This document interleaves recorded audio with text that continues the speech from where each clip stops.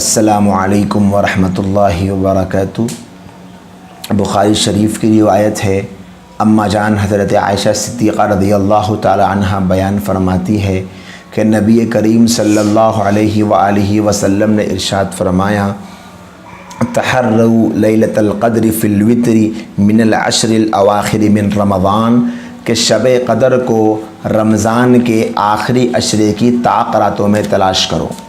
اس حدیث کی روشنی میں علماء امت نے اس بات کو واضح فرمایا ہے کہ شب قدر کا امکان طاق راتوں میں ہے، یعنی 20 رمضان 21ویں شب، 22 رمضان 23ویں شب، 24 رمضان 25ویں شب، 26 رمضان 27ویں شب اور 28 رمضان 29ویں شب۔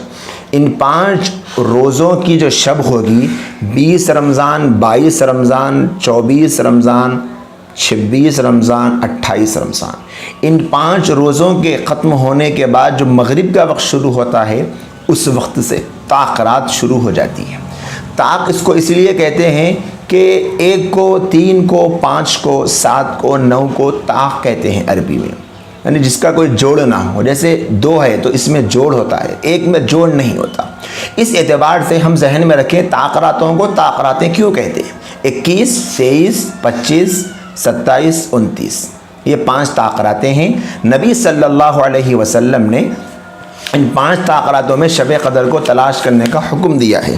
اسی طرح ایک اور حدیث ہے حضرت عبادہ بن صامت رضی اللہ تعالی عنہ کی۔ اس حدیث میں نبی کریم صلی اللہ علیہ وسلم نے ان 5 راتوں کا نام بھی لے کر فرمایا ہے کہ شب قدر کو تلاش کرو 21، 23، 25، 27، 29، ان 5 شبوں میں۔ لہٰذا اسی لیے علماء کرام کا یہ فیصلہ ہے کہ شب قدر کو ان 5 طاق راتوں میں تلاش کرنے کی ضرورت ہے، چاہے مہینہ 29 کا ہو، چاہے مہینہ 30 کا ہو۔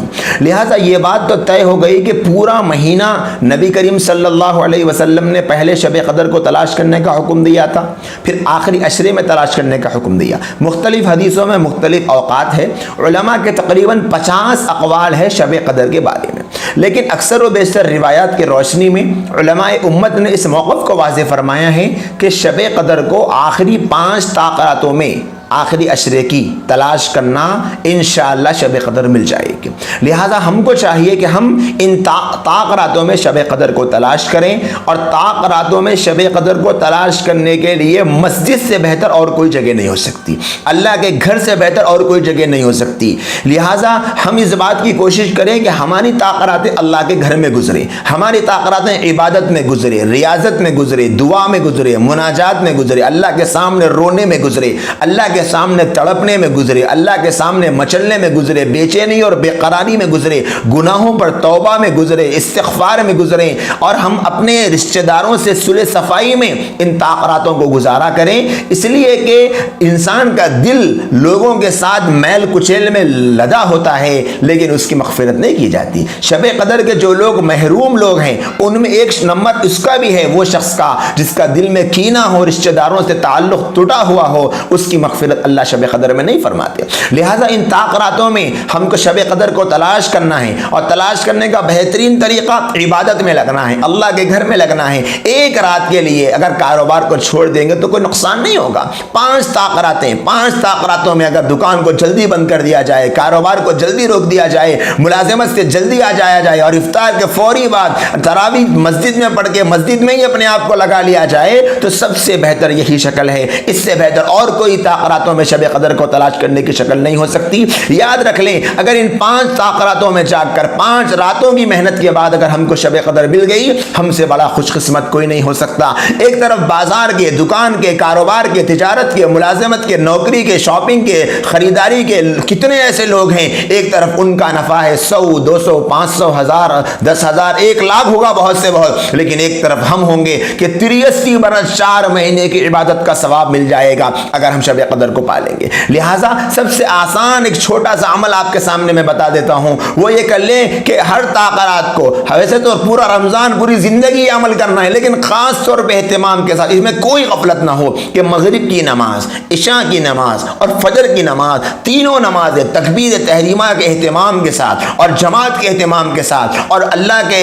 حضور کی رعایت کے ساتھ، بالکل استحضار کے ساتھ اور آداب کو بجا لاتے ہوئے ہم ادا کریں گے۔ اگر انشاءاللہ شب قدر ہو جائے تو اندازہ لگائیں کہ ہماری ایک فرض پر کتنے فرضوں کا ثواب اللہ تعالیٰ فرمائیں گے۔ اور نبی علیہ السلام نے حدیث میں فرمایا جو عشاء کی نماز اور فجر کی نماز جماعت سے پڑھتا ہے پوری رات عبادت کا اس کو ثواب ملتا ہے۔ اب ذرا اندازہ کریں کتنا سنہرا موقع ہے۔ لہذا طاق راتوں کی اہمیت کو، طاق راتوں کی فضیلت کو سمجھنے کی ضرورت ہے۔ اکثر و بیشتر حال یہ ہو گیا کہ طاق راتوں کو بیانوں کی نظر کر دیا جاتا ہے۔ ہاں وہ بھی دین کا ایک جاننے کا بہترین ذریعہ ہے، خشیت آتی ہے، تقویٰ آتا پیدا ہوتا ہے، انسان ڈرتا ہے، روتا ہے، اللہ کی محبت پیدا ہوتی ہے، اس میں کوئی شک نہیں ہے۔ لیکن پھر بھی نفل عبادت افضل ہے، کیونکہ ہو یہ رہا ہے کہ لوگ بیانات میں تو رو کر اللہ کے سامنے دعا کر کے گھروں کو آ جا رہے ہیں، لیکن گناہ کا احساس، اللہ سے تعلق، اللہ سے رشتہ جیسا ہونا ہے ویسا نہیں ہو رہا ہے، کیونکہ ہم اپنی طرف سے کچھ نہیں مانگ رہے، اپنی طرف سے نہیں رو رہے ہیں، اللہ کے سامنے اپنے آپ کو بے چین و بے قرار کر کے نہیں ٹڑ پا رہے ہیں۔